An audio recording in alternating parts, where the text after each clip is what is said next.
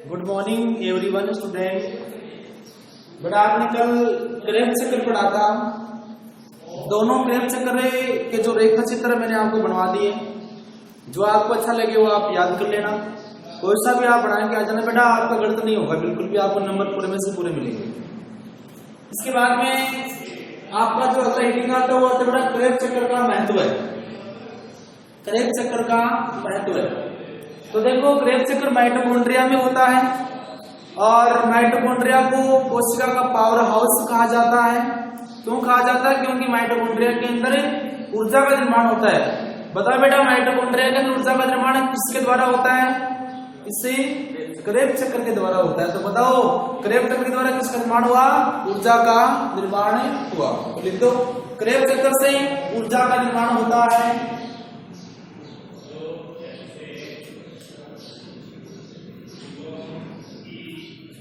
चक्र से ऊर्जा का निर्माण होता है। क्रेब चक्र से ऊर्जा का निर्माण होता है। ठीक है। और देखो बेटा, जब आपने क्रेब चक्र पढ़ा तो इस क्रेब चक्र के अंदर बेटा अनेक कुछ रासायनिक यौगिकों का निर्माण हुआ था। ये रासायनिक यौगिक मध्यवर्ती यौगिक होते हैं। तो इन मध्यवर्ती यौगिकों का उपयोग है वो अन्य जैव अणुओं के संश्लेषण में होता है। अरे क्रेब चक्र के दौरान जो मध्यवर्ती यौगिक बनते हैं, इन यौगिकों का उपयोग है वो अन्य जैव रासायनिक जो क्रियाएं हैं उनमें होता है। लिख दो, क्रेब चक्र में कई ऐसे मध्यवर्ती यौगिकों का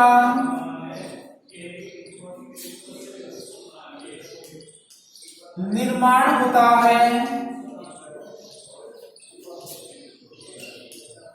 जिनका उपयोग अन्य जैव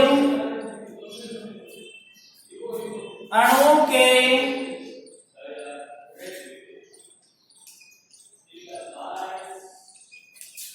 संश्लेषण में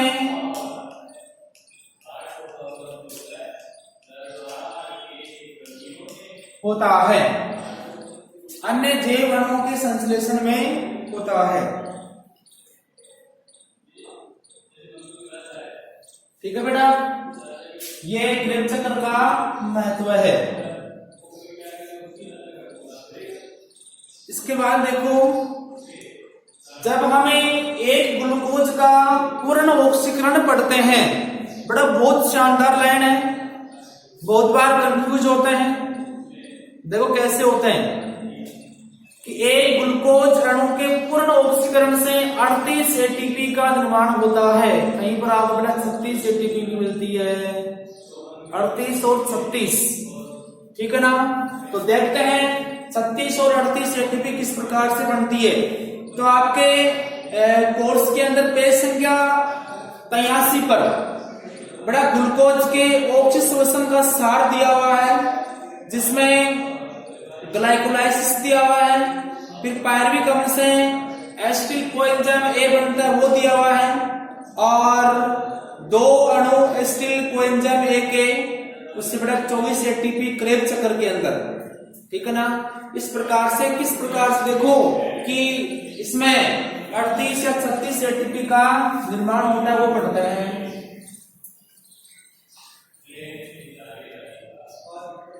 तो मैं यहां पर एक लाइन लिख रहा हूं, एक ग्लूकोज अणु के संपूर्ण ऑक्सीकरण से 38 एटीपी का निर्माण होता है।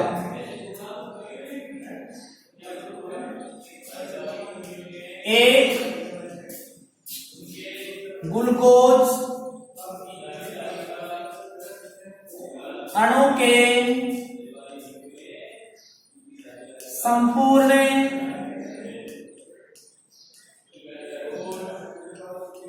ऑक्सीकरण से एक ग्लूकोज अणु के संपूर्ण ऑक्सीकरण से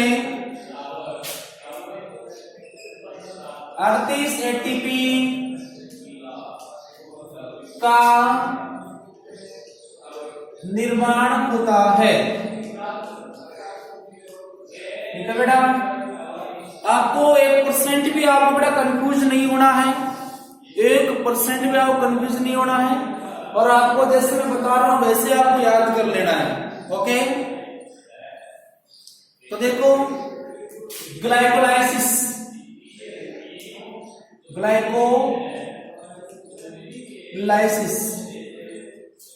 ये जो ग्लाइकोलाइसिस है इसमें बेटा 2 एटीपी का निर्माण होता है। कितने का? 2 एटीपी का निर्माण होता है। ध्यान में रखना है आपको, ग्लाइकोलाइसिस में 2 एटीपी का निर्माण होता है और बाकी जो 36 एटीपी बची है बेटा उसका निर्माण क्रेब्स चक्र के दौरान होता है। ठीक है ना, ये क्रेब्स चक्कर, इसमें बेटा कितने एटीपी बताओ? 36 एटीपी का निर्माण होता है। ग्लाइकोलाइसिस कहां संपन्न होता है? माइटोकॉन्ड्रिया में, सॉरी बेटा क्षमा चाहता हूं, कोशिका द्रव में, कोशिका द्रव में। ओके बेटा, और ये माइटोकॉन्ड्रिया में, माइटोकॉन्ड्रिया में टोटल एटीपी, टोटल, ठीक है बेटा, कुल 38 एटीपी। ठीक है, बस आपको इतना सा आपको ध्यान में रखना है। क्वेश्चन आपसे यही पूछेगा कि ग्लाइकोलाइसिस के दौरान कोशिका द्रव में कितने एटीपी ऊर्जा का निर्माण होता है, तो आपको कितना देना है? 2 एटीपी का निर्माण होता है। तो संपूर्ण जो एटीपी है वो बेटा देखो ज्यादातर एटीपी किसमें बनती है? क्रेब्स चक्र के अंदर बनती है। वो कैसे बनती है वो आप ध्यान में रख लेना बेटा। ठीक है, बस आपको इतना सा आपको ध्यान में रखना है कि क्रेब्स चक्र के दौरान 36 एटीपी का निर्माण होता है। ओके,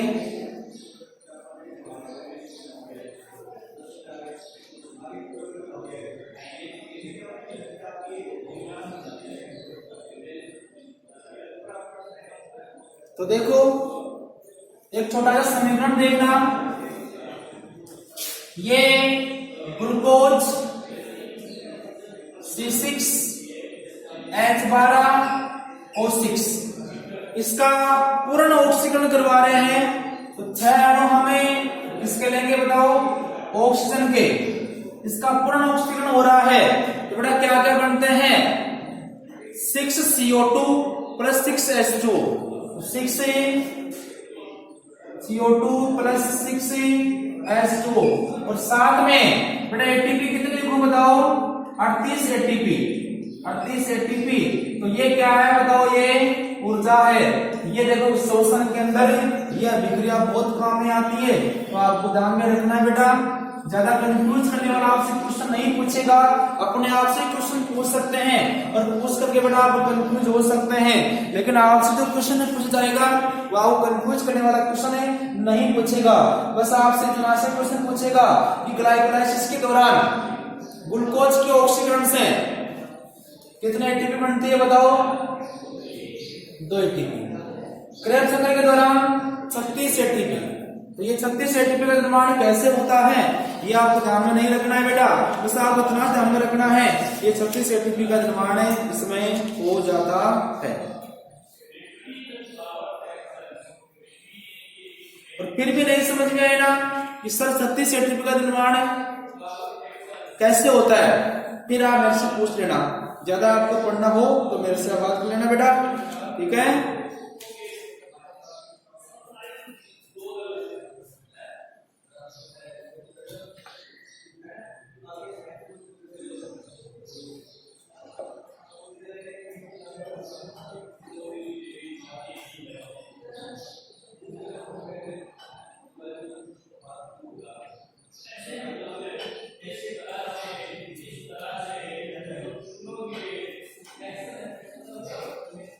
ये देखो ये जो 38 एटीपी बनती है इसमें 36 एटीपी क्रेब सर्कल के अंदर बनती है। बड़े की पॉइंट है सटल सिस्टम। तो सटल सिस्टम अपने कोर्स के अंदर है नहीं, तो मैं आपको इतना नहीं समझा पाऊंगा कि 36 एटीपी कैसे बनती है। फिर भी आपको समझना हो तो आप मेरे से पूछ लेना बेटा, कोई दिक्कत वाली बात नहीं है। लेकिन आपको एक बात जरूर बोल दूं कि बेटा एक Na-DS2 से 3 एटीपी बनती है। कितनी बनती है बताओ? 3 एटीपी बनती है। तो 2 Na-DS2 से कितने बनेगी? 6 एटीपी का निर्माण होता है। ठीक है, ये Na-DS2 है वो, ये बड़ा इस प्रकार से कन्वर्ट हो जाते हैं एटीपी के अंदर। ओके, चलो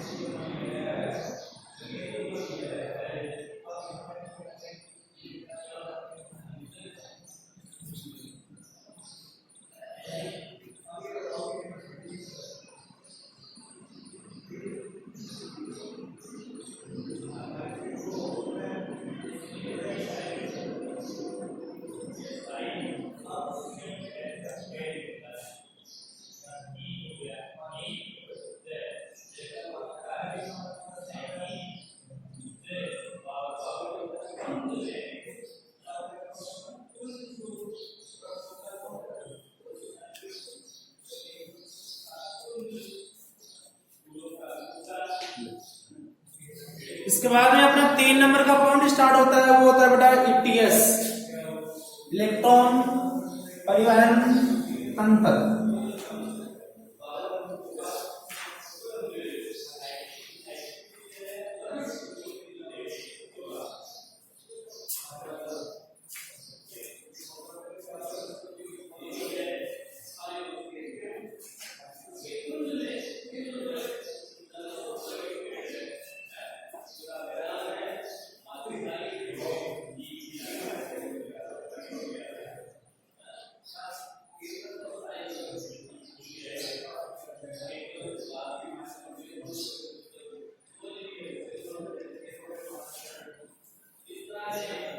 तो इससे पहले बेटा मैं आपको 2 लाइन लिखवा रहा हूं, नोट लिखवा रहा हूं। ठीक है, तो आप 2 नोट लिख लीजिए। पहले देखो, ग्लाइकोलाइसिस के अंदर 2 Na-DS2 अणु का निर्माण होता है। कितना? 2 Na-DS2 अणु का निर्माण होता है। यदि ये 2 Na-DS2 अणु है, ये मेलेट एस्पार्टेट शटल के द्वारा माइटोकॉन्ड्रिया में होने वाले ETS में प्रवेश करते हैं, तो बेटा 6 एटीपी अणुओं का निर्माण होता है, जिससे ऑक्सीजन श्वसन में 38 एटीपी अणु बनते हैं। लिख दो, ग्लाइकोलाइसिस के दौरान बनने वाले 2 Na-DS2 के अणु जब मेलेट एस्पार्टेट शटल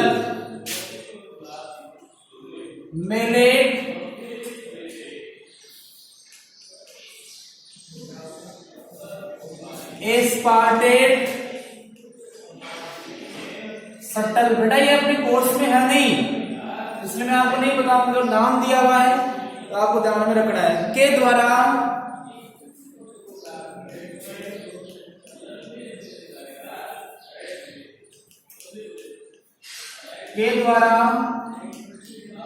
माइटोकॉन्ड्रिया में होने वाले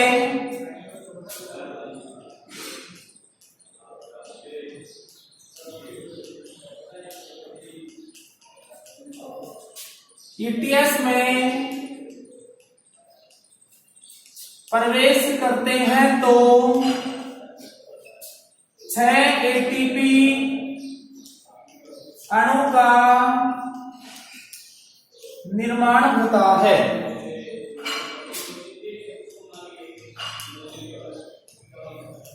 ठीक है बेटा, 6 एटीपी अणु का निर्माण होता है, जिससे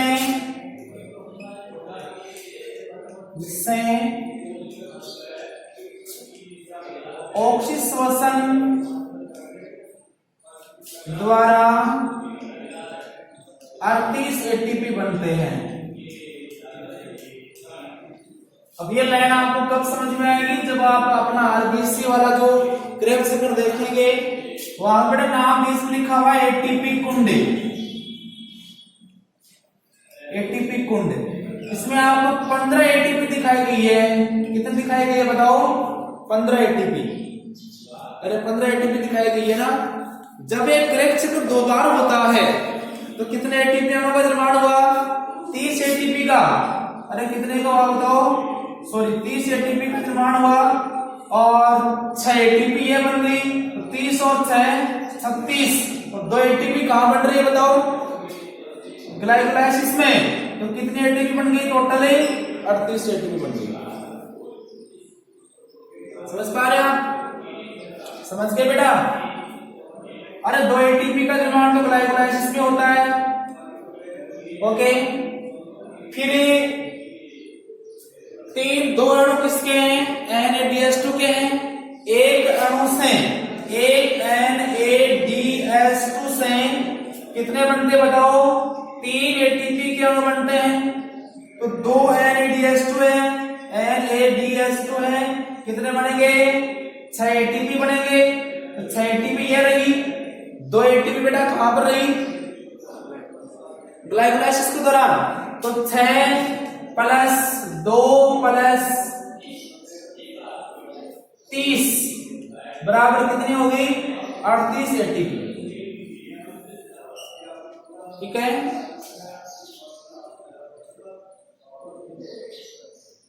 ओके।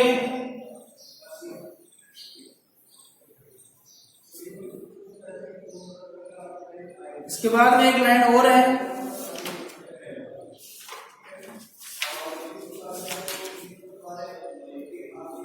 यदि यही NADH2 के 2 अणु हैं, ये ग्लिसरॉल फॉस्फेट शटल के द्वारा माइटोकॉन्ड्रिया प्रवेश करते हैं, तो इनके द्वारा FAD का अपचयन होता है, जिससे 4 एटीपी अणु बनते हैं।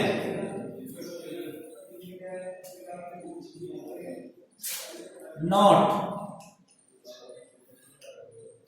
लिखेंगे, जब NADH2 के 2 अणु ग्लिसरॉल फॉस्फेट शटल के द्वारा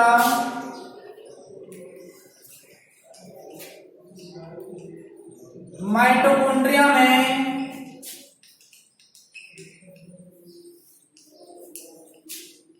प्रवेश करते हैं, तो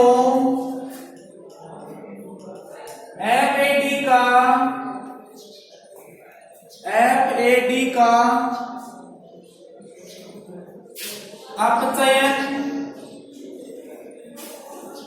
अपचयन होता है, जिससे 4 एटीपी अणु का निर्माण होता है। तो देखो बेटा, 30 एटीपी तो क्रेब्स चक्र के अंदर बन गई, 2 एटीपी बन गई बेटा किसके अंदर? ग्लाइकोलाइसिस के अंदर, और 4 एटीपी बन गई किसके अंदर? अभी बनाए ना 4 एटीपी, ठीक है ना। तो जोड़ो इनको, कितनी हो गई? 36 एटीपी।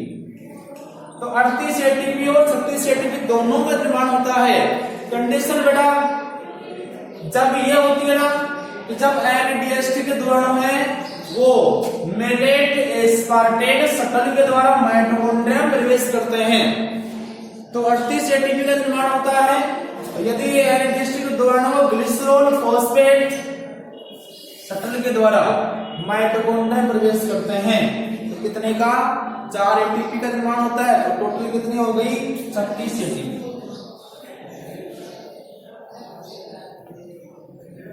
फिर भी नहीं समझ में आया ना, तो जब आप स्कूल में आए कभी भी तो बेटा मेरे से आप समझ लीजिए इस सारे 36 ATP 38 ATP 30 ATP 2 ATP इनका निर्माण कैसे होता है। इसके बाद अपना पॉइंट आता है इलेक्ट्रॉन ट्रांसपोर्ट सिस्टम, 3 नंबर का पॉइंट। पहला कौन सा था ग्लाइकोलाइसिस, दूसरा क्रेब्स चक्र और तीसरा ETS।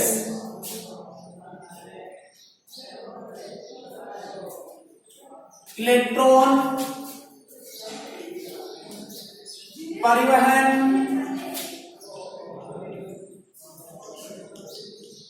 तंत्र, इलेक्ट्रॉन परिवहन तंत्र।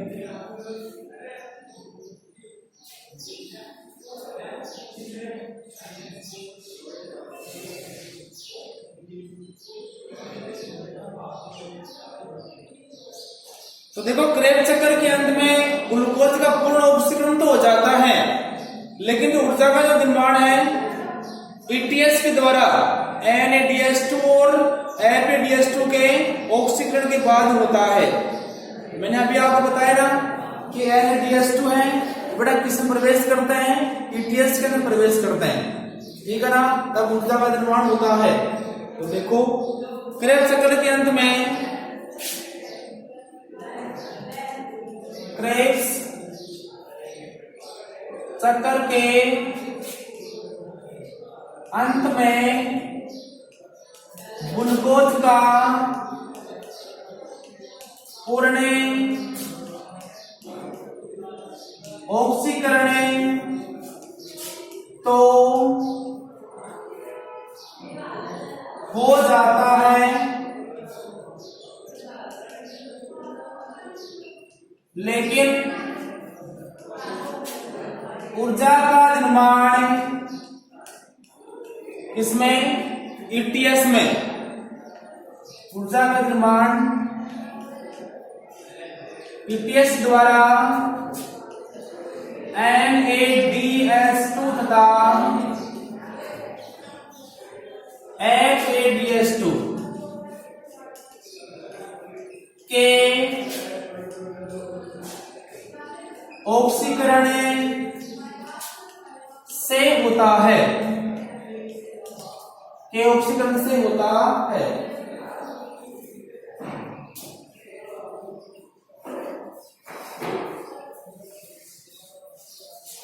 ठीक है बेटा। ETS में अनेक इलेक्ट्रॉन वाहक पाए जाते हैं। ETS में क्या होते हैं अनेक इलेक्ट्रॉन वाहक पाए जाते हैं बेटा, वही है जो आपने किससे पढ़ा था PS फर्स्ट PS सेकेंड, चक्रीय प्रकाश फॉस्फोरिलीकरण, अचक्रीय प्रकाश फॉस्फोरिलीकरण, ठीक है ना। तो ETS में अनेक इलेक्ट्रॉन वाहक पाए जाते हैं।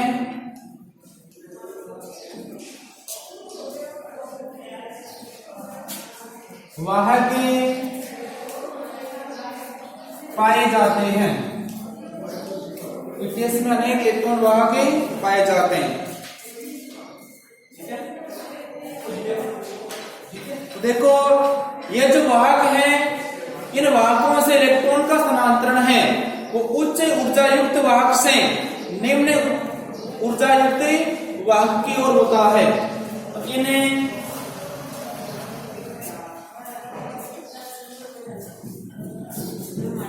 वाहकों से इलेक्ट्रॉन का स्थानांतरण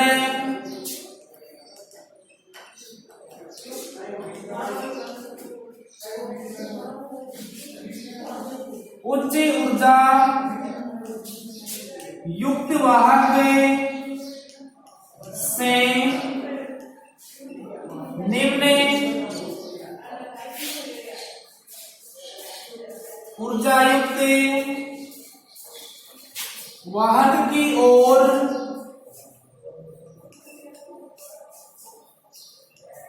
होता है।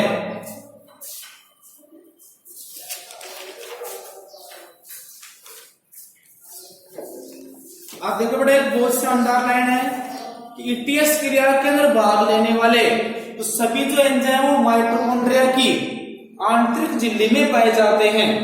तो लिख दो ईटीएस क्रिया में भाग लेने वाले सभी एंजाइम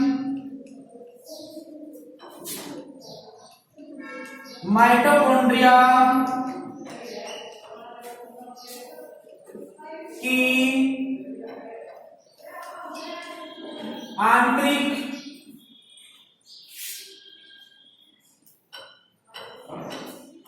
झिल्ली में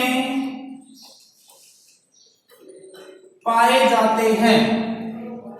आंतरिक झिल्ली में पाए जाते हैं।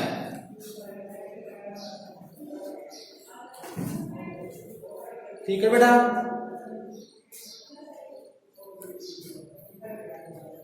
ईटीएस के जो वाहक हैं बेटा उनको संकुल कहा जाता है। संकुल, सकुल नहीं, संकुल। देखो संकुल कितने होते हैं, 5 संकुल बताए गए हैं और इन संकुल के बेटा अवयव बताए गए हैं। तो लिखो ईटीएस वाहकों को निम्न प्रकार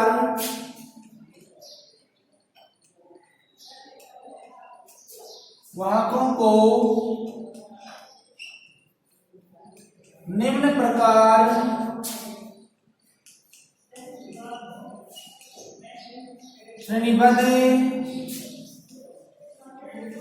किया गया है, जिन्हें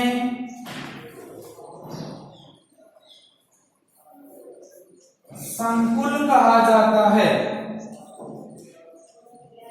जिन्हें संकुल कहा जाता है। तो देखो संकुल कौन कौन से हैं।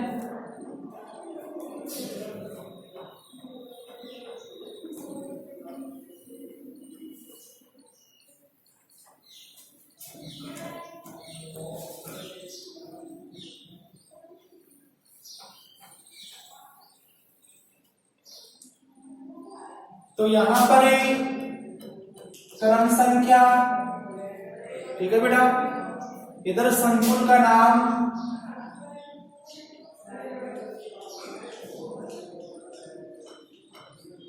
इधर संकुल का अवयव,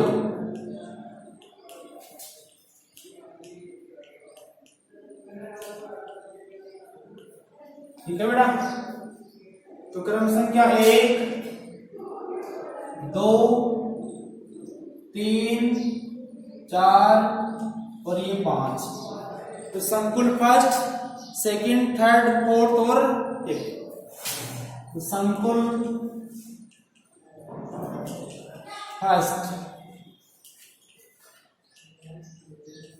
संकुल सेकंड, संकुल थर्ड, संकुल फोर्थ, संकुल फिफ्थ। संकुल फर्स्ट के जो अवयव है बेटा वो है एफ, एम, एन और एफ, ई, एस। एफ, एम, एन और एफ, ई, एस। इसका अवयव है अकेला एफ, बेटा ये इलेक्ट्रॉन वाहक हैं एक प्रकार के। ये साइटोक्रोम बी और साइटोक्रोम C1।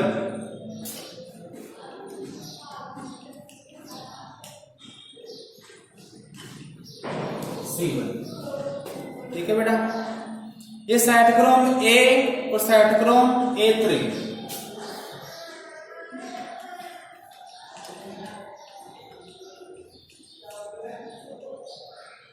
लास्ट बेटा एंजाइम है एटीपी सिंथेटेज।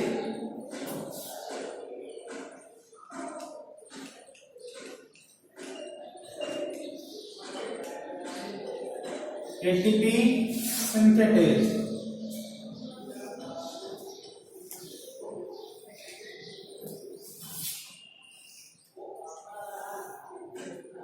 ठीक है, इस प्रकार से ये 5 संकुल और 5 संकुल के अंदर बेटा ये इलेक्ट्रॉन बाहर।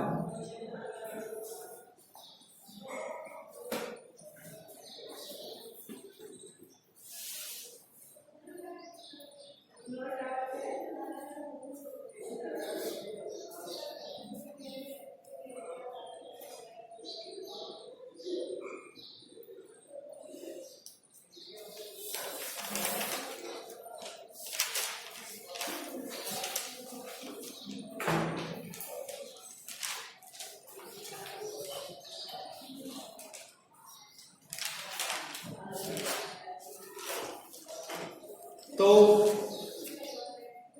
क्लास कंप्लीट करते हैं आज की। ईटीएस बेटा कल पढ़ेंगे। ईटीएस का जो रेखा चित्र है वो कल आपको पूरा समझा दिया जाएगा।